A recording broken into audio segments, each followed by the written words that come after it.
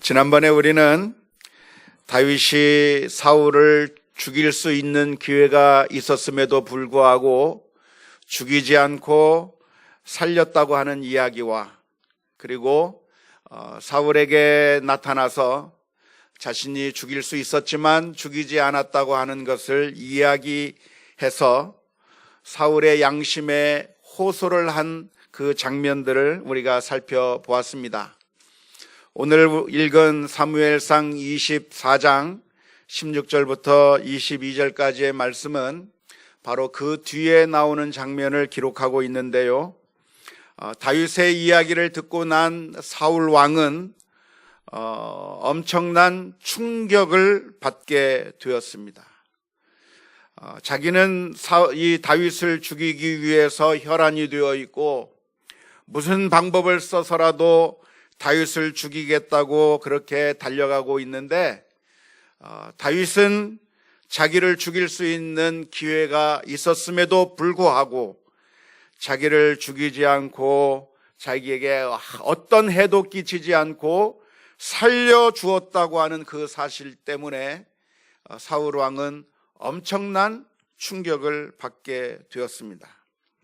오늘 읽은 말씀 가운데서 16절 말씀을 보면 이렇게 기록합니다. 다윗이 사울에게 이같이 말하기를 마침에 사울이 이르되 내 아들 다윗아 이것이 내 목소리냐 하고 소리를 높여 울었다. 그 완악한 사울이 다윗 앞에서 소리를 높여서 펑펑 울었다고 오늘 16절의 말씀 가운데서 기록하고 있습니다. 이 장면을 우리가 생생한 그림으로, 우리 상상으로 상상해 보셨으면 좋겠어요. 그리고 이 장면을 우리들의 마음속에 깊이 간직했으면 좋겠습니다. 우리를 향해서 이 세상 사람들은 무엇라고 이야기를 합니까? 우리가 살아가는 동안에 우리들은 어떤 세뇌를 당하면서 살고 있습니까? 우리들의 마음속에서 사탄은 우리를 향해서 속삭입니다. 내 힘을 보여줘라. 본때를 보여줘라. 네가 약하지 않고 네가 힘이 있고 능력이 있다는 것을 한번 보여줘라. 그렇지 않는다고 한다면 너는 무시를 당하게 될 것이고 사람들은 너를 깔보게 될 것이니까 사람들이 너를 깔보지 못하도록 내 힘이 있다고 하는 것을 보여주라고 우리들의 마음 가운데 속삭이고 있습니다. 우리들은 이러한 세상의 속삭임에 너무나도 익숙해져 있어서 여러 가지 갈등의 상황에서, 여러 가지 문제가 있는 상황에서 우리가 제일 먼저 보이는 반응이 무엇입니까? 소리부터 지르는 거예요. 소리부터. 큰 소리를 질러야 그 상황을 제압할 수 있는 거예요. 교통사고가 났습니다. 누가 잘못했고 누가 잘했는지 모르는 그 상황에서 어떻게 해야 됩니까? 일단 소리부터 지르고 보는 거죠. 화부터 내는 거죠. 목소리가 큰 사람이 이긴다라고 하는 그 생각이 우리들의 마음을 장악하고 있습니다.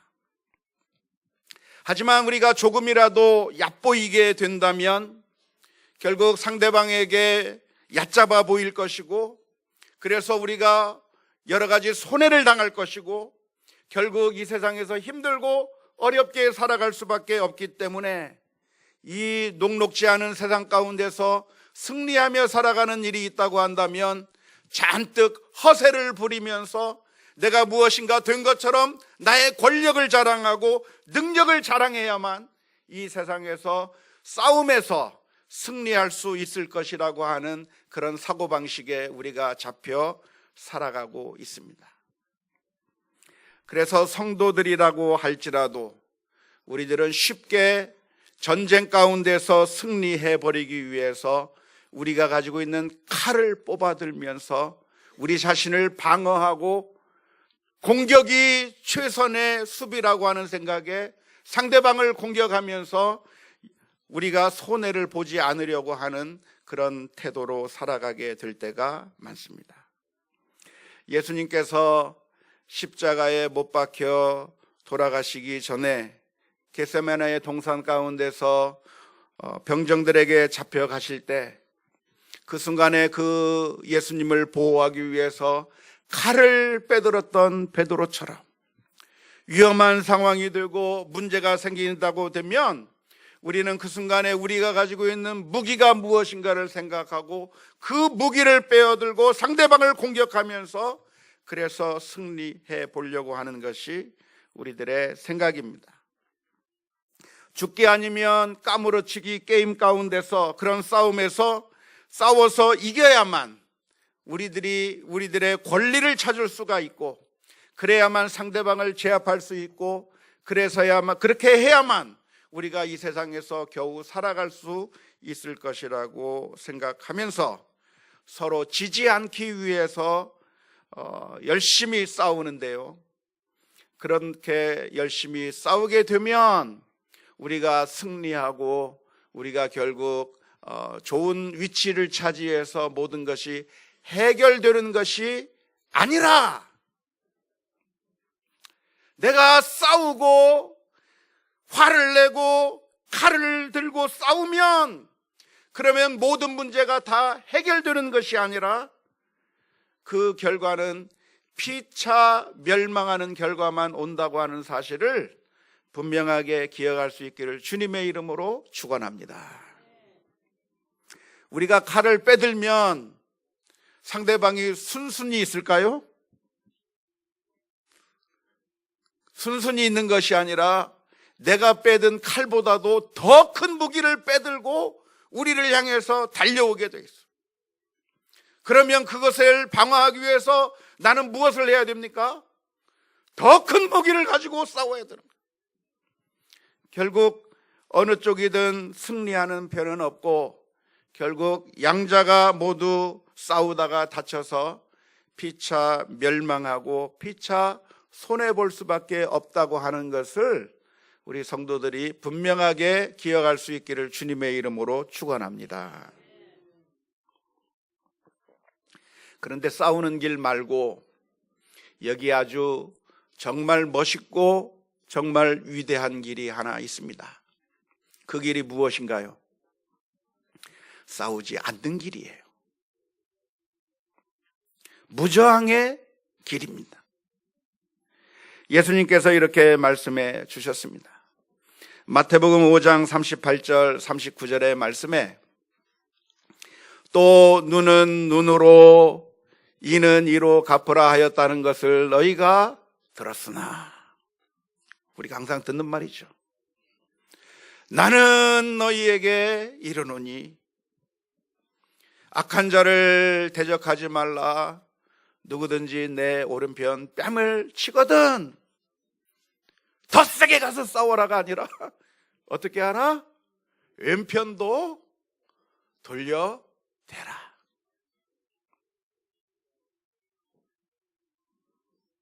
어떻게 하라고요?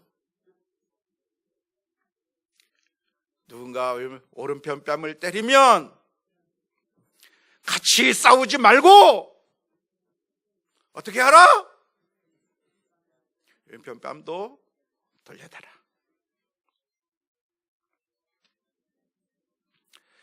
다윗이 행한 일이 바로 그것입니다. 사울은 다윗을 죽이려고 했지만 다윗은 사울을 죽일 수 있는 상황 가운데서 사울을 죽이지 않고 살려주었는데, 놀랍게도 그것을 알게 된 사울 왕이 어떻게 했습니까? 소리를 높여 울었어요. 다윗을 죽이려고 달려들었던 그 완악한 사울 왕이 자신을 죽이지 않은 그 다윗의 모습 앞에서 자신이 너무나도 초라하고 자신이 너무나도 더러운 죄인이라고 하는 그 사실을 발견하면서 그 앞에서 통곡하고 울면서 어마어마한 충격을 받았다고 하는 이 장면을 오늘 저와 여러분들이 항상 마음 가운데 새길 수 있기를 주님의 이름으로 축원합니다. 사랑하는 성도 여러분, 무엇이 강력한 것입니까? 사람들은 칼이 강력하다고 생각을 합니다. 사람들은 또 이야기를 합니다. 칼보다 강한 것은 펜이라고 이야기를 합니다. 그런데 그것보다 더 강한 것이 있는데, 칼보다 더 강한 것은 모든 것을 품는 사랑이 훨씬 더 강하다고 하는 사실을 분명하게 기억해야 될 줄로 믿습니다.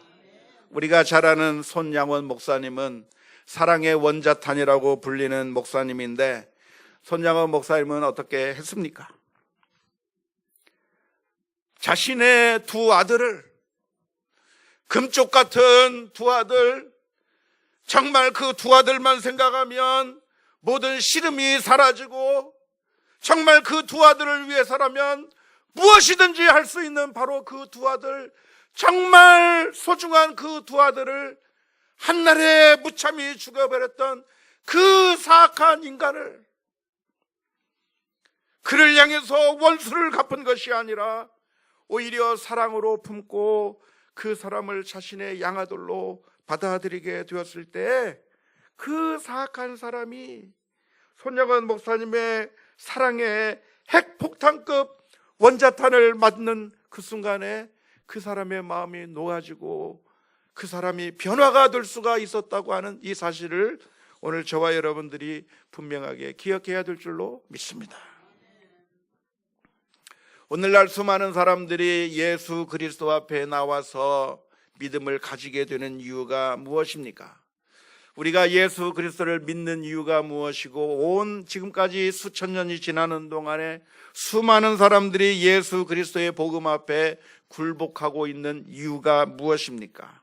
그것은 예수님께서 한 손은 성경을 들고 한 손에는 칼을 들고 다니면서 복음을 받아들이지 않으면 내가 너를 죽일 테니까 죽기 싫으면 복음을 믿으라고 그렇게 강제했기 때문에, 그래서 살기 위해서 예수 그리스도 앞에 무릎을 꿇은 것이 절대로 아닙니다. 나를 믿지 않으면 내가 죽여버리겠다고 하는 그 위협 가운데 항복해서 예수님 믿을 테니까 살려달라고 하면서 예수님 앞에 나온 것이 아닙니다.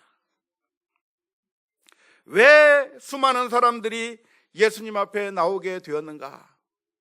그것은 사랑으로 순종하며 나아갈 때, 연약한 자 같지만 그러나 거기에 소망이 있고, 아무런 힘없이 십자가에 못 박혀 죽은 것 같지만 부활하시는 그 놀라운 역사를 체험하게 될 때 사람들이 그 예수님 앞에서 무릎을 꿇게 되는 것이고, 나의 주 나의 하나님이라고 이야기를 한 것이지, 사람들을 위협하고 그리고 협박을 하면서 따르지 아니하면 죽이겠다고 해서, 그래서 항복해서 예수 그리스도의 복음으로 돌아온 것이 아니라고 하는 사실을 저와 여러분들이 분명하게 기억해야 합니다. 그런데 오늘날 수많은 사람들이 착각을 해요. 무슨 착각을 하냐면, 우리가 전도할 때 어떻게 하면 사람들이 내가 전하는 그 전도를 받아들일 수 있을까? 어떻게 하면 복음을 더 잘 전할 수 있을까라고 하는 그런 질문을 할 때, 그것은 우리가 파워를 가지고서 그 위협하면 예수님을 믿게 될 것이라고 그렇게 착각할 때가 많이 있습니다. 그래서 거래처에 가서, 우리 교회 새생명 축제인데 우리 교회 한번 와보라고, 안 오면 거래 끊고 이제 다른 데 가겠다고.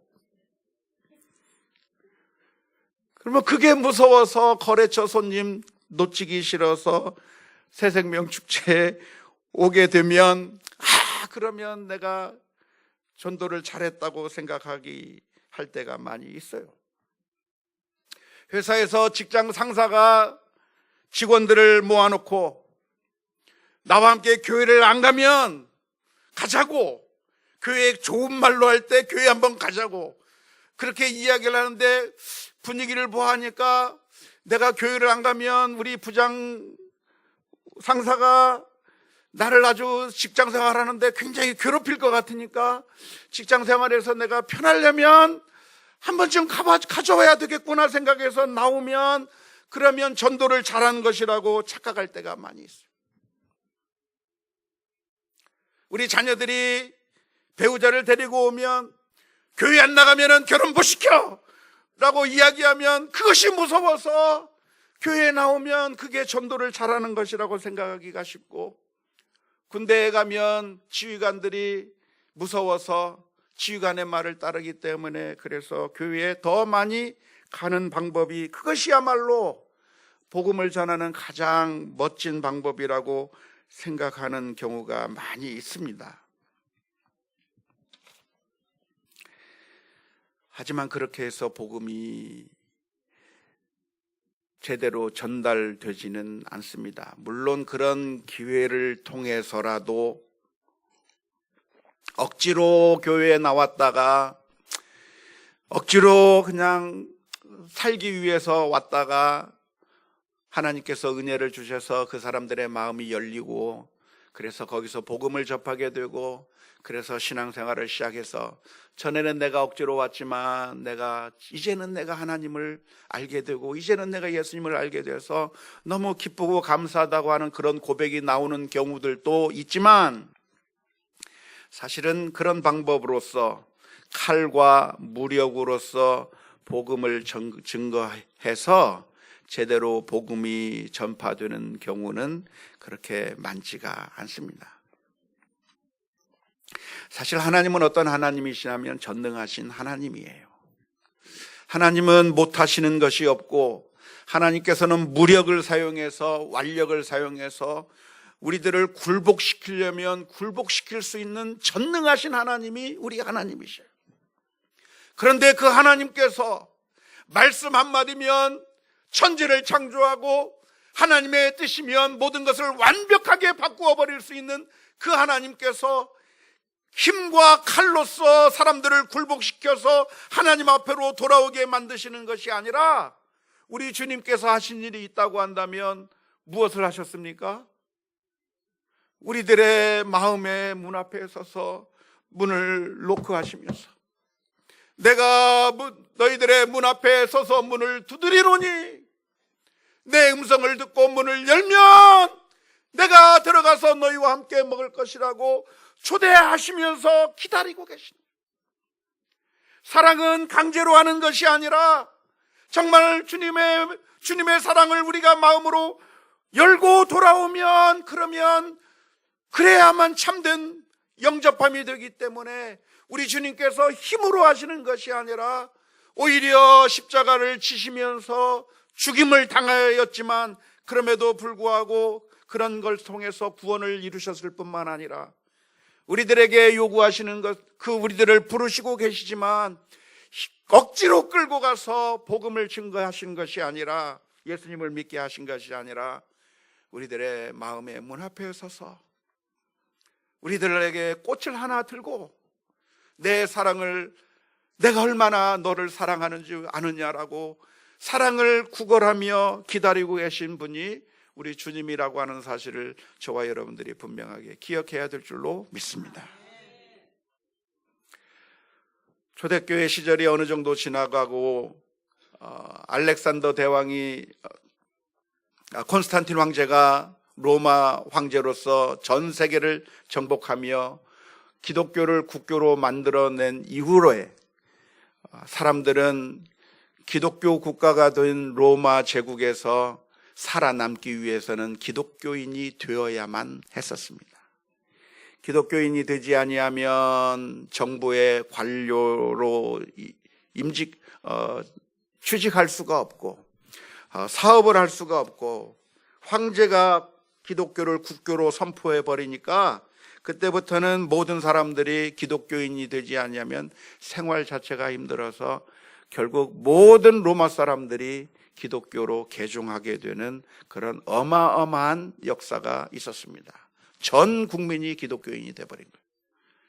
근데 역사가는 그 사건을 보면서 정말 좋았다고 하는 사건으로 평가하는 것이 아니라 교회의 타락은 바로 그 시점에서 시작됐다고 이야기를 합니다.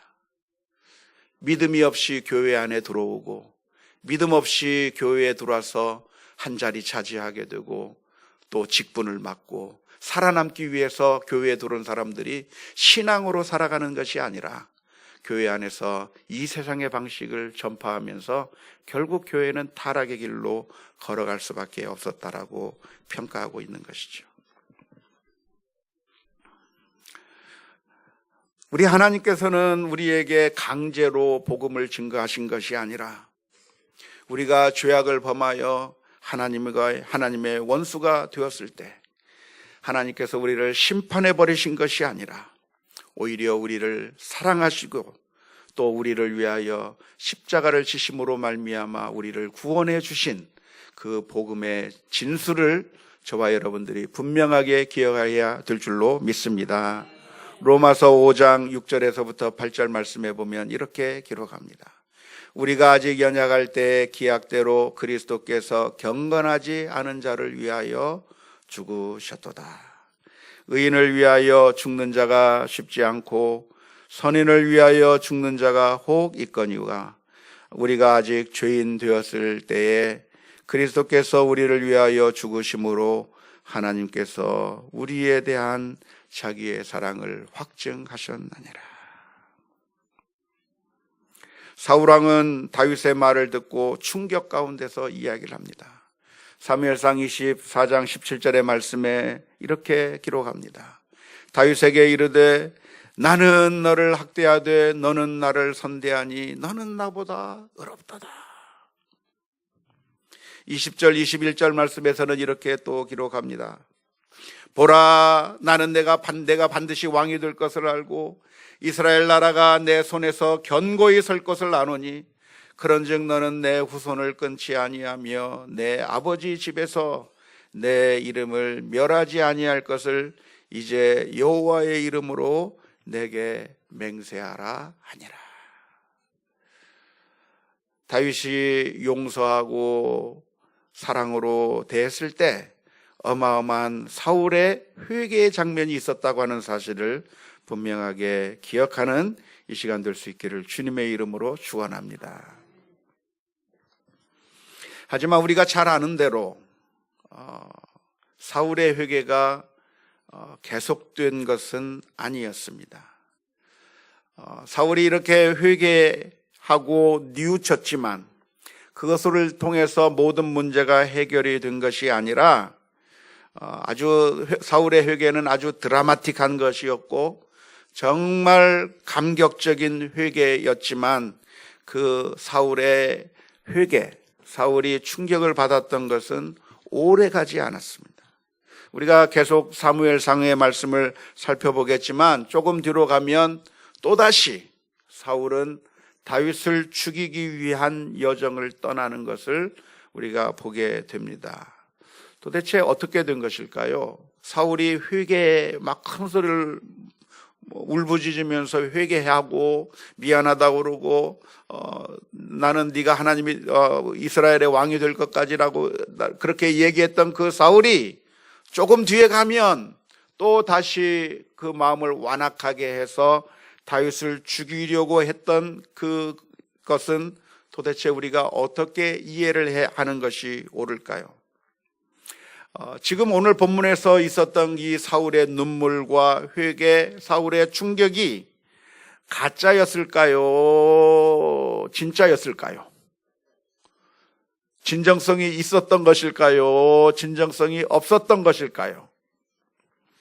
진정성이 없어 보이고 가짜였을 것처럼 생각이 됩니다. 왜냐하면 정말 회개했다라고 한다면 이제 다 끝내버려야 그게 정상이잖아요. 그게 정말 진정성이 있었던 회개였다고 한다면 이제는 다윗에게 나쁜 짓을 하면 안 되잖아요. 그런데 회개해놓고 또 다윗을 죽이려고 달려드는 그 모습을 보면서 우리들이 의심하는 거예요. 과연 사울의 회개가 진짜였을까?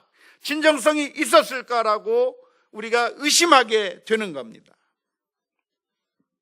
하지만 적어도 오늘 본문의 이 말씀에 기록된 이 사울의 표현을 본다고 한다면 적어도 이 순간만큼은 사울이 뉘우치고 회개했을 가능성이 많이 있습니다. 문제는 어디에 있냐면 사울의 회개가 가짜였다거나 사울의 회개가 진정성이 없었다고 하는데 문제가 있었던 것이 아니라 사탄은 자신이 포로로 잡고 있었던 그 사울 왕이 회개하고 뉘우치고 바른 길로 가는 것을 그냥 손 놓고 기다리고 방관하고만 있지 않다고 하는데 문제가 있는 겁니다. 계속해서 사탄은 사울의 마음을 충동질하는 거죠.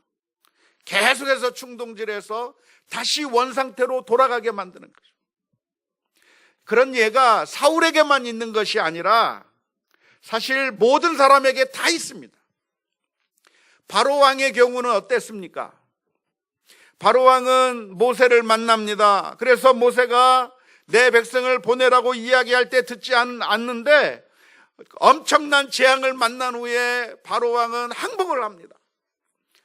내가 잘못했으니 제발 이 재앙을 없애주고 이스라엘 민족은 나가서 하나님을 섬기라고 이스라엘 민족을 보내겠다고 철두철미 약속을 합니다. 그런 바로 왕의 그 행태가 진정성이 있었던 것일까요? 그냥 속임수로 그냥 그 위기를 모면하기 위해서 그냥 가짜로 그랬던 것일까요? 우리가 어떻게 보느냐에 좀 다를 수가 있겠지만 적어도 그 순간만큼은 절실했을 것 같아요. 지금 우리 애굽 나라가 망하게 되는 이 시점에서 그 모세 앞에 엎드려서 이제는 제발 우리를 살려다오, 내가 잘못했다라고 하는 그 순간만큼은 진정성 있게 그가 모세에게 이야기했을 가능성이 많습니다. 그런데 그렇게 이야기하고 난 다음에 재앙이 사라지고 나니까 어떤 생각이 들어요? 내가 너무 성급하게 얘기했나? 그런 생각이 드는 거죠. 사울 왕의 이야기, 바로 왕의 이야기는 다른 사람들의 이야기가 아니라 사실 우리들의 이야기입니다. 우리도 한번 은혜 받으면 모든 게 다 끝나나요? 심령대 부흥회를 열어서 정말 훌륭한 강사 목사님이 오셔서 메시지를 전해줄 때 우리가 눈물을 흘리고 회개하면서 하나님, 이제는 내가 하나님의 말씀대로 살겠습니다라고 작정했어요, 안 했어요? 했죠? 그런데 왜 지금 이렇게 살아요?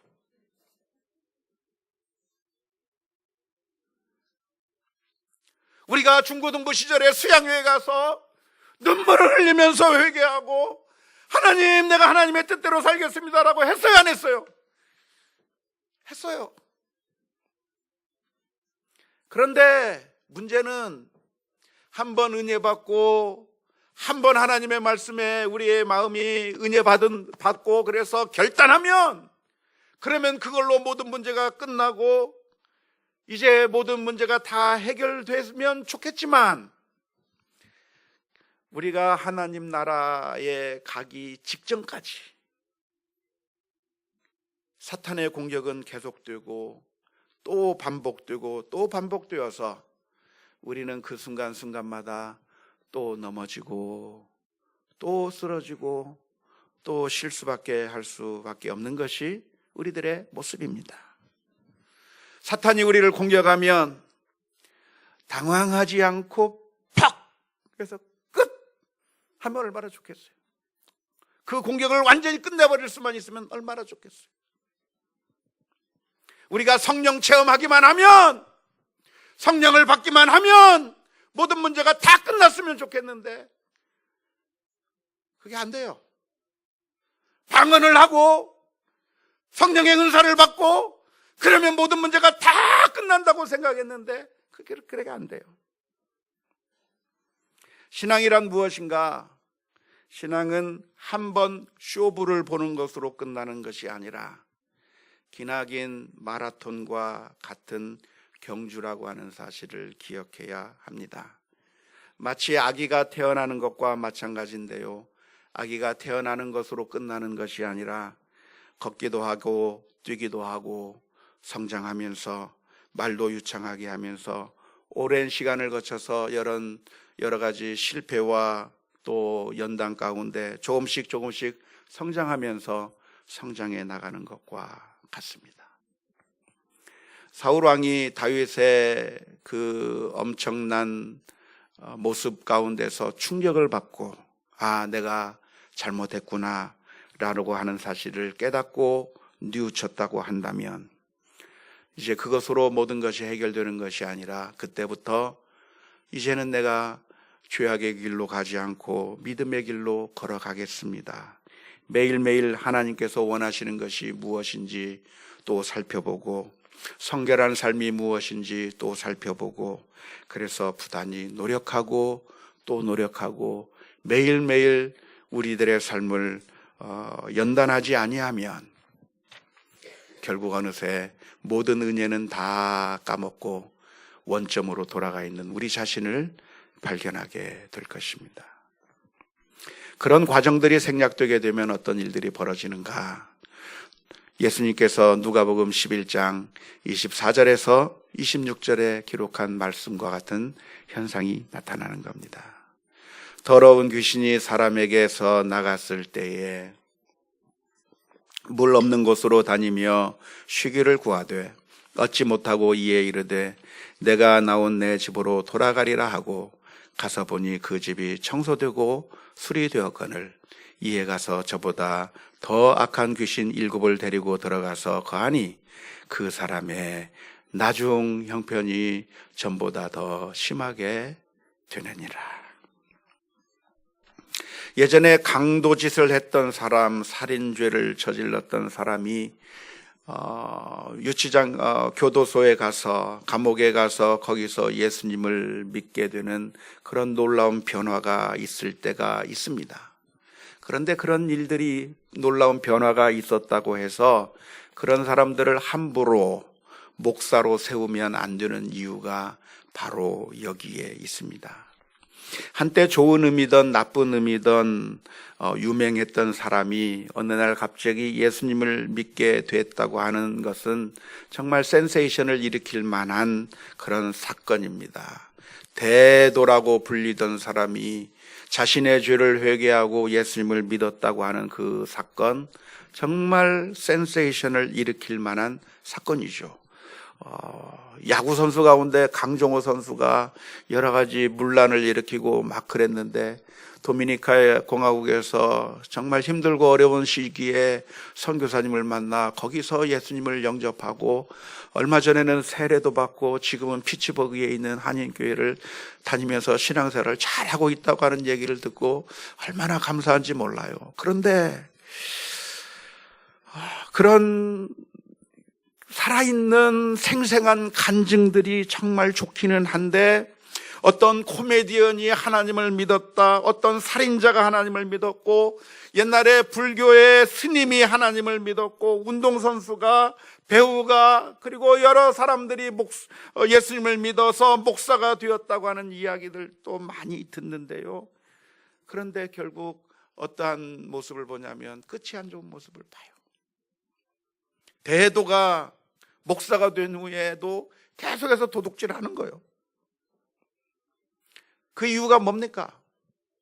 그건 한 번 은혜 받으면 우리들의 문제가 완벽하게 해결되는 것이 아니라 우리의 인생은, 신앙생활은 끊임없이 연단의 길을 걸어가면서 십자가의 길을 걸으면서 그 저 높은 곳을 향해서 걸어가는 신앙의 순례의 길을 걸어가야 되는 것이기 때문에 그래요. 그런데 영적으로 성숙하지 않았는데 아직 그런 센세이션한 그런 일들을 바라보고 그래서 그 사람들을 목사로 세워버리게 되면 결국 복음이 우스갯거리가 되어버리고 세상 사람들로부터 모욕을 당하는 결과만 가져오게 되는 것입니다. 그래서 성경에서는 뭐라고 권면하고 있냐면 디모데후서 3장 6절 말씀에서 감독과 목사의 자격을 언급하는데 그 중에 하나가 무엇이냐면 새로 입교한 자는 그렇게 세우지 말라고 권면하고 있는 이유가 바로 거기에 있는 거예요. 믿음의 길은 늘 결단하면서 매일매일을 결단하면서 가야 되는 길입니다. 오늘 예배 시간에 와서 은혜 받으면 이걸로 끝나는 것이 아니라 나가면서부터 계속해서 시험이 있기 때문에 매 순간순간마다 매 일을 만날 때마다 결단하면서 하나님 앞에 서지 아니하면 계속해서 망할 수밖에 없는 거예요. 아니, 이것은 신앙적인 일뿐만이 아니라 우리 인생의 모든 것이 다 그런 거예요. 부부 생활도 마찬가지 아니에요. 부부 생활도 한 남자와 한 여자가 서로 사랑하면 한 번 사랑했기 때문에 그 가정은 영원히 행복한 것이 아니라 매 순간순간마다 사랑하기를 결단하면서 살아가야 그 가정이 유지될 수 있는 거예요. 옛날에 했던 그거 하나만 바라보고 있어서 되는 것이 아니라 오늘 또 사랑하겠다고 하는 결단을 하고 내일 또 사랑하겠다고 하는 결단을 하고 또 더 사랑하겠다고 하는 그런 결단과 실천이 없으면 그러면 위험 가운데 빠질 수밖에 없는 것이죠. 더더욱 믿음의 길이라고 하는 것은 한번 좋은 설교 들으면 끝나는 것이 아니라 매일 하나님 앞에 결단하며 나아가지 아니하면 결국 그 옛날 사울 왕이 다윗 앞에서 눈물을 흘리며 소리 높여 울면서 자신의 죄를 회개했지만 결국 나중에 또다시 원점으로 돌아가 버린 것과 같은 그런 모습을 보일 수 있다고 하는 것을 분명하게 기억해야 될 줄로 믿습니다. 그래서 바울 사도는 이렇게 고백합니다. 빌립보서 3장 12절부터 14절의 말씀에 이렇게 기록합니다. 내가 이미 얻었다 함도 아니요 온전히 이루었다 함도 아니라 오직 내가 그리스도 예수께 잡힌받은 바 그것을 잡으려고 달려가노라. 형제들아, 나는 아직 내가 잡은 줄로 여기지 아니하고 오직 한 일 즉 뒤에 있는 것은 잊어버리고 앞에 있는 것을 잡으려고 표대를 향하여 그리스도 예수 안에서 하나님이 위에서 부르신 부름의 상을 위하여 달려가노라. 이게 누구의 고백이에요? 우리 같은 보통 사람의 고백이 아니라 바울 사도의 고백이에요. 내가 완전히 달인의 경지에 올라갔다가 아니에요. 내가 이제 이 정도면 됐다가 아니라 나는 아직 내가 잡은 줄로 여기지 않는다. 내가 목적을 성취한 것이 아니기 때문에 내가 지금까지 이루어놨던 그 모든 것들 아무 의미가 없어요. 이루어놨던 것들 그것을 자랑하면서 내가 이래봬도 예년에 이런 일을 했습니다. 내가 예년에 이런 헌신을 했습니다. 내가 이렇게 예전에 얼마나 멋있는 신앙을 했습니까? 이런 뒤에 있는 것들 자랑할 것이 아무것도 없고 그것은 다 잊어버리고 앞에 놓여져 있는 것들을 잡으려고 표대를 향하여 예수 그리스도 안에서 위에서 부르신 부름의 상을 위하여 달려가노라. 혹시 우리들 가운데 나는 됐다라고 생각하시면 망하는 겁니다. 내가 누구냐? 목사다. 이 정도면 됐다. 그러면 망하는 거예요. 내가 집사다. 권사다. 아무나 권사 되는 거 아닌데 내가 권사다 하면 망하는 거예요. 내가 장로다. 그러면 망하는 거예요. 하나님 앞에서 나 자신을 항상 살펴보면서 사람들이 나를 어떻게 생각하는가가 중요한 것이 아니라 정말 하나님 앞에서 내 자신의 모습을 살펴보면서 늘 자신을 쳐서 복종하지 아니하면 그 옛날 사울왕이 회개했지만 그 회개가 아무런 유익도 그를 구원하게 만드는 것도 아닌 하나의 해프닝으로 끝나버리고 만 것처럼 우리가 그렇게 헌신했던 것, 우리가 그렇게 하나님 앞에 열정을 냈던 것, 그 모든 것들이 지금 당장 오늘 하루 결단해서 나아가지 않으면 결국은 아무 의미가 없는 것이라고 하는 사실을 기억하면서 하나님 앞에 늘 엎드리는 우리 모두가 되어야 될 줄로 믿습니다. 우리는 늘 넘어질 수밖에 없기 때문에 주님 앞에 나가서 하나님, 저는 늘 넘어지오니 불쌍히 여겨주시고 담대하게 해주시고 순종할 수 있는 용기를 주시고 사탄의 음성에 귀를 기울이지 않게 하시고 하나님께서 부르시는 그 부름의 상을 향해서 나갈 수 있는 힘과 용기를 달라고 기도하며 나아가는 우리 모두가 다 될 수 있기를 주님의 이름으로 축원합니다.